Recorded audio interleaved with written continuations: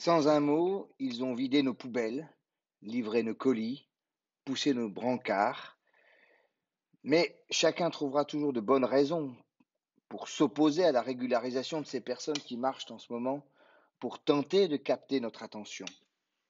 Certains d'entre nous craignent l'appel d'air, d'autres dénoncent la générosité naïve de ceux qui rêvent d'un monde sans frontières, et l'instrumentalisation aussi par les syndicats et autres partis politiques. Ils pensent qu'on devrait commencer par nos SDF parce que le gâteau n'est pas assez grand pour prendre toute la misère du monde.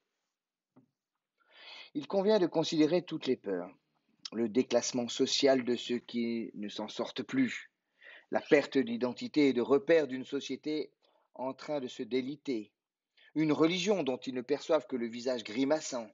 Et pourtant, qui échappera à la question qui provoque notre intranquillité? Qu'as-tu fait de ton frère? Demande Dieu à Caïn. La question se pose toujours au singulier, ton frère. À ceux qui prennent en notre nom des décisions géopolitiques, nous devons rappeler que ce sont de vraies personnes qui se battent pour qu'on les regarde en face. Leur visage nous convoque.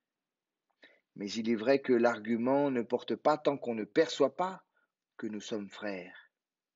Ricoeur faisait de la reconnaissance un parcours. Puissions-nous en faire un parcours spirituel? Reconnaissance que notre identité n'est pas mise en danger par celui qui porte un nom, une histoire, une famille, une souffrance différente. Reconnaissance mutuelle quand nous serons capables de dire vous n'êtes plus des inconnus inquiétants, vous êtes devenus l'un des nôtres, nous avons un destin commun.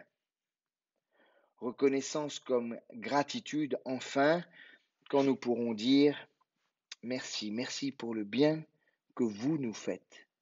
Vous n'êtes pas des parasites, des nuisibles, mais des personnes qui contribuent au bien commun. La gratitude est un fruit de la grâce. Alors, y a-t-il quelque chose qui ne soit pas clair dans l'appel à aimer son prochain comme soi-même?